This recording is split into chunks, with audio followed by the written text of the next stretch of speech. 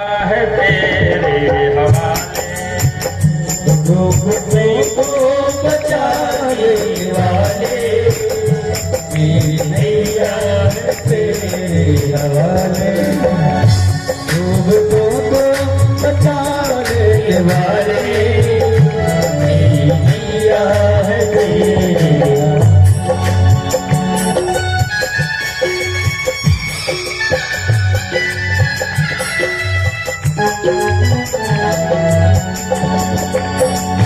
डूबने को बचा लेने वाले मेरी नैया है तेरे हवाले डूबने को बचा लेने वाले मेरी नैया है तेरे हवाले डूबने को बचा लेने वाले डूबतों को बचा लेने वाले मेरी नैया है तेरे हवाले डूबतों को बचा लेने वाले मेरी नैया है तेरे हवाले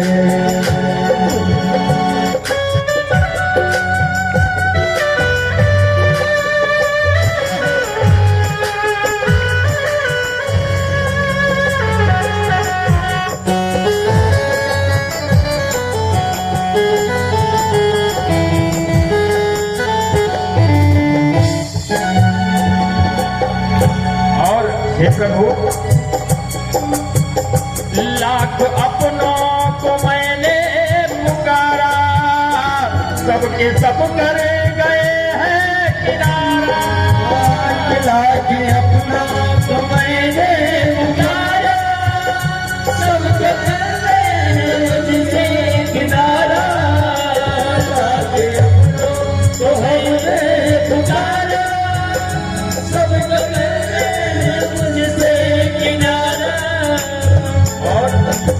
और कोई न देता दिखाई और कोई न देता दिखाई सिर्फ तेरा ही अब है सहारा और कोई न देता दिखाई सिर्फ तेरा अब है सहारा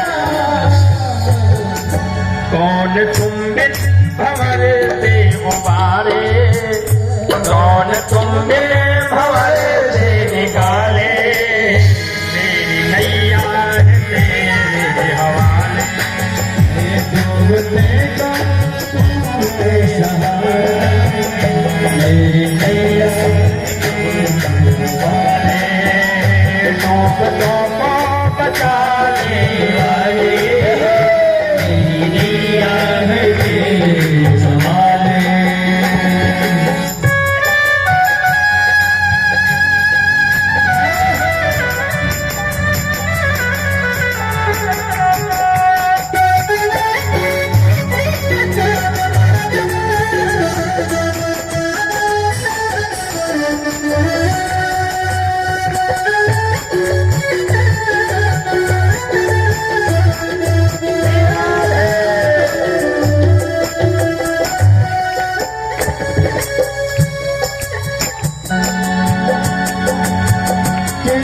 तुझे बचाने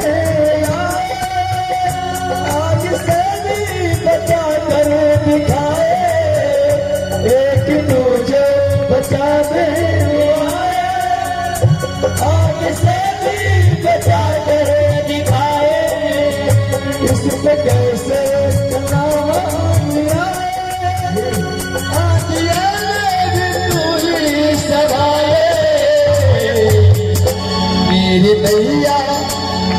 मेरी नैया तेरे सहारे मेरी नैया तेरे हवाले डूबने को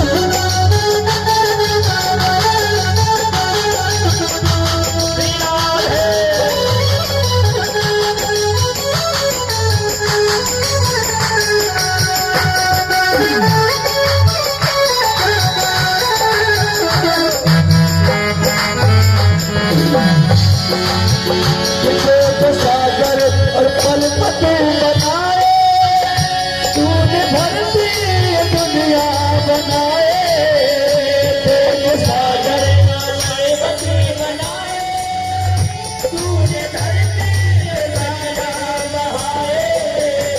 चाँद सूरज, चाँद सूरज, चाँद सूरज, करोड़ों सितारे, फूल आकाश में भी खिलाए, फूल आकाश में भी खिलाए। कि तेरे बस में, तेरे बस में तेरे उजाले, राधे भैया तेरे देखो बचाने वाले, अल्लाह है तेरे, देखो बचाने वाले, दुनिया है तेरे हवाले, देखो बचाने वाले, दुनिया है तेरे हवाले। और डूबतों को बचा लेने वाले, मेरी नैया है तेरी हवाले। जैसे ब्राह्मण देवता ने निवेदन किया, हे प्रभु अब तुम्हारे अलावा मेरा कोई सहारा नहीं है। एक संत जी उधर से गुजरे, देखा कि ब्राह्मण बैठा हुआ रो रहा है, आंखों से अश्रुपात हो रहा है। पहुंच गए तत्काल पास में। कथम रोदसी विप्रत्वम काते चिंतावलीयसि, पदत्वं सत्वरं मह्यं स्वस्य दुःखस्य कारणम्। कथम रोदस विप्रत्वम, हे ब्राह्मण देवता तुम क्यों रो रहे हो? काते चिंता बलीयसी, तुम्हें किस बात की चिंता है? पदत्वं सत्वरं मह्यं स्वस्य दुःखस्य कारणम्, अपने दुख का कारण बताओ हमको। जैसे महाराज इनकी आंखें खुली, देखा सामने संत खड़े हुए हैं, तत्काल समझ गए कि भगवान की कृपा हमारे ऊपर हो गई। क्यों? सुतदारा और लक्ष्मी पापियों के ग्रह होए, संत मिलन और हरि कथा तुलसी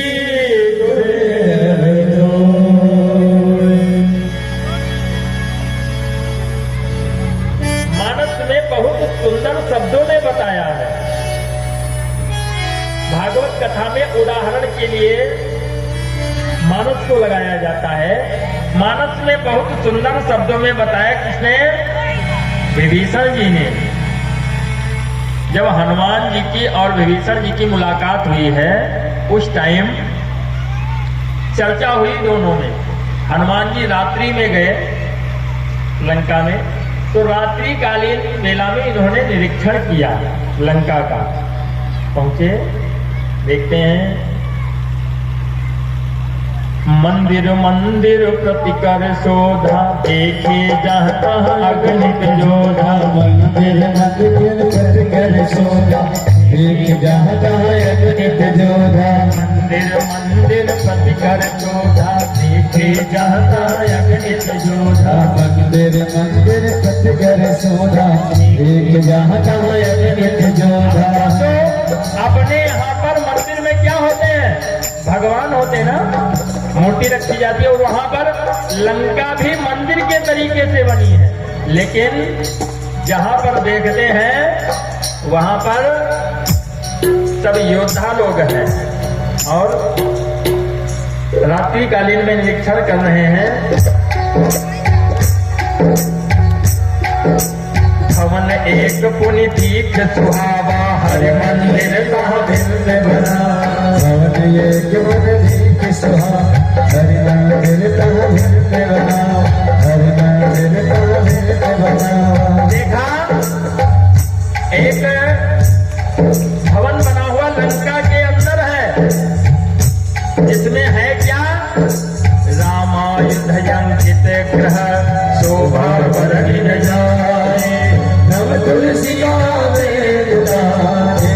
हर्ष कबिरा राम तुलसी का वृंद देश हर्ष कबिरा। देखा, राम के आयुध बने हुए हैं, यानी धनुष बाण, और तुलसी का पेड़ लगा हुआ है। हनुमान जी सोचने लगे, लंका निश्चर निकर निवासा, इहा कहाँ सज्जन करिवासा लंका निश्चर निकर निवासा, यहाँ कहाँ सज्जन करिवासा। सोच रहे इस लंका में सब राक्षस रहते हैं और यहाँ पे इतना सुंदर भवन बना हुआ है। सोचने लगे, मन मोह तरक करे कपिला गाते, समय विभीषण जागा, मन मोह तलक करे कपिला गाते, समय विभीषण जागा, समय विभीषण जागा। ये सोच रहे थे, उतने में विभीषण जी की आंखें खुली तो सर्वप्रथम ने क्या कहा, राम राम तेहि सुमिरन कीना, हृदय हर्ष कवि सज्जन कीना। राम राम तेहि सुमिरन कीना, हृदय हर्ष कवि सज्जन कीना। राम राम तेहि सुमिरन कीना, हृदय हर्ष कवि सज्जन कीना। जैसे प्रातः काल बेला में विभीषण की जगह तो राम राम कहते हुए उठे। हनुमान जी पहचान गए कि ये भगवान के भक्त हैं, भगवान का गुणगान करने लगे। विभीषण जी बाहर आए, जब हनुमान जी को देखा, दोनों में बात हुई, तो विभीषण जी हाथ जोड़ करके कहने लगे, मेरे ऊपर पता नहीं कब कृपा करेंगे प्रभु। तो हनुमान जी ने कहा, जब हमारे ऊपर कृपा कर दिया, मैं कौन हूँ, प्राप्त ली जो नाम हमारा, जगताई मिले हमारा, नाम हमारा कहता है मिले आहार, प्राप्त ली जो नाम हमारा, आज मिले आहार। विभीषण जी कहते हैं, हो सकता है हमारे ऊपर भी कभी कृपा कर दे। मुझे अनाथ समझ करके जब दोनों में चर्चा हुई और समझ गए कि हनुमान जी हैं, तो विभीषण जी ने तुरंत कहा, अब महिमा भरोसे हनुमंता, बिन हरि कृपा मिले नहीं संता। महिमा भरोसे हनुमंता, बिन हरि कृपा मिले नहीं संता। अब महिमा भरोसे हनुमंता, बिन हरि कृपा मिले नहीं संता। जो रघुवीर अनुग्रह कीन्हा, तो तुम मोहि दरसे हठ दीन्हा। राम सिया राम जय जय राम, राम सिया राम जय जय राम। ओम राम सिया राम जय जय राम, राम सिया राम जय जय राम। बोलो राम सिया राम जय जय राम, बोलो बोलो राम सिया राम जय जय राम, राम सिया राम जय जय राम। अब मोहिभा भरोस हनुमंता, बिन हरि कृपा मिले नहीं सुनता। भगवान की कृपा हमारे ऊपर हो गई है। ठीक उसी प्रकार जैसे आज संत का दर्शन हुआ, ब्राह्मण देवता समझ गए कि भगवान की कृपा हमारे ऊपर हो गई है। हाथ जोड़ करके कहने लगे कि मेरे पास सब कुछ है, लेकिन मुझे संतान नहीं है। संत जी ने कहा, मैं सोच रहा था कि कोई भगवान के लिए रो रहा होगा तो चल करके भगवान का रास्ता बता देंगे भगवान को प्राप्त करने का, और यहाँ तो ये परिवार के लिए रो रहे हैं। संत जी ने समझाया कि ब्राह्मण देवता, ये बेटा बेटी के चक्कर में मत पड़ो। ये सब मोह माया इसको छोड़ो और भगवान भजन में लग जाओ। पंडित जी कहते हैं कि जब मैं अपने पूर्वजों को जल देता हूं तो उनके आंखों में आंसू आ जाता है कि मेरे बाद कोई तर्पण करने वाला नहीं है, मेरे कुल में कोई तर्पण करने वाला नहीं जो हमारे पूर्वजों को जल देगा। इसलिए हमें बहुत सोच हो रही है मन में। एक पुत्र मिल जाता मेरे नाम को आगे बढ़ाने वाला, लेकिन ये जो सोचते हैं ये बिल्कुल गलत है। हमारा नाम को आगे बढ़ाना तो अपने नाम से बढ़ाओ, खुद मेहनत करके। ये चक्कर में ना पड़ो बेटा बेटी के कि उनसे हमारा नाम बढ़ेगा। एक से एक वीर योद्धा हुए।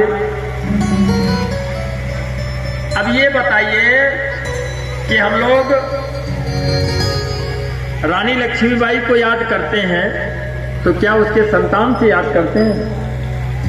मीराबाई को याद करते तो उसके संतान से याद करते नहीं। खुद की परिचय बनाओ, बच्चों के चक्कर में मत पड़ो कि वो हमारा नाम बढ़ाएंगे।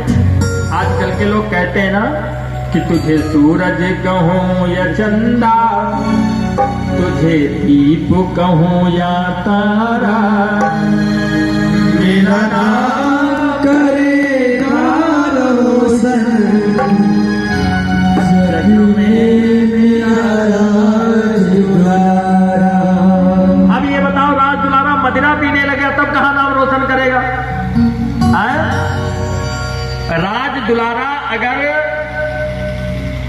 विद्या अध्ययन किया, कोई सर्विस करने लगा, कोई अधिकारी हो गया तब तो नाम रोशन हो गया, और मदिरा पी के नाली में पड़े रहे तब कौन नाम रोशन हुए?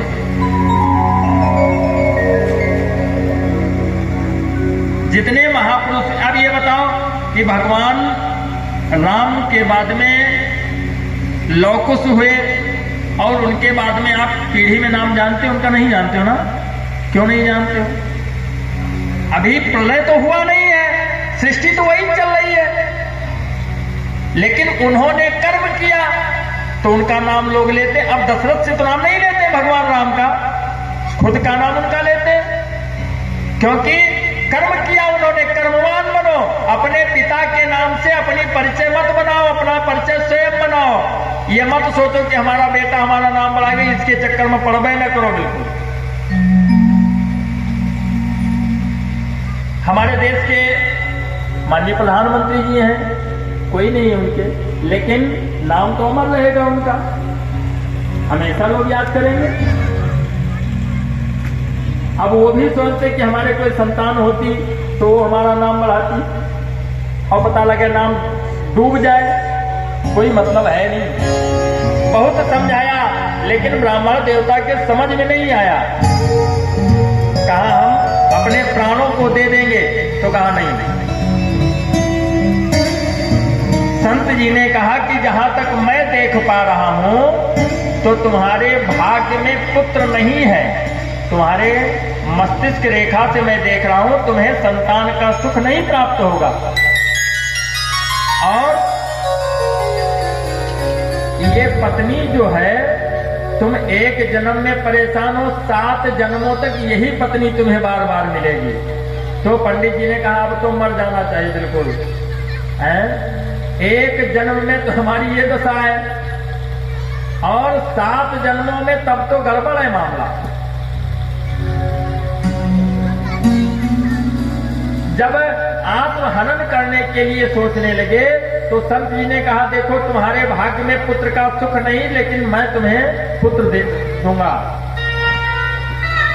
एक फल निकाल करके दिया, कहा ये फल ले जाकर के अपनी पत्नी को खिला देना, सुंदर सा पुत्र हो जाएगा। ब्राह्मण देवता फल को लेकर के चले आए, ला करके अपनी पत्नी को दे दिया, कहा ये फल खा लो तुम्हें संतान हो जाएगी। अब एक पड़ोसन भी बैठी हुई थी, फल देकर के ये चले गए। वो सोच रही है फल खाएं ना खाएं, तो पड़ोसन ने कहा देखो फल खा लो, क्योंकि फल खाने के बाद में पुत्र हो जाएगा, तुम्हारे कोई संतान नहीं है। तो धुंधली ने कहा कि जो प्रसव की वेदना है, प्रसव की पीड़ा है, वो भी तो हमें झेलनी पड़ेगी। और दूसरी बात, हमारे पेट में लड़का आ जाएगा तो हमारा भोजन कम हो जाएगा। तीसरी बात यह है कि घर का काम कौन करेगा। तो उसने कहा घर का काम करने के लिए अपनी ननद को बुला लेना, वो आकर के काम करेंगे। अरे कहा ननद तो हमारी बड़ी चुट्टी है। कहा ननद जी तो बड़ी चुट्टी है, अगर उनको बुला लिया तो घर साफ कर जाएंगे। कहा उनको नहीं बुलाऊंगी भाई। तो कहा कोई नौकर लगवा लेना। कहा हाँ ये हो सकता है। लेकिन फिर सोचने लगी, कहा देखो हमारा पेट बड़ा हो जाएगा, चारपाई पे लेटी रही, कहीं आग लग गई घर में तो भाग नहीं पाऊंगी, उसी में मर जाऊंगी। अब ये होता महाराज कुतर्क, तर्क होगा अगर तो उसका आप उत्तर दे सकते हो, लेकिन कुतर्क का उत्तर नहीं दे सकते हो। तो पड़ोसन ने कहा लड़का तुमको मिल रहा है, तुम्हारी मर्जी हो फल खाओ और मर्जी हो ना खाओ, मुझे कोई नहीं फर्क पड़ता है। वो चली गई और इसने उस फल को रख दिया ला करके, नहीं खाया। पंडित जी से तो कहा था खा लूंगी, लेकिन नहीं खाया। सूत जी कहते हैं ऋषियों, उसकी बहन सौभाग्य से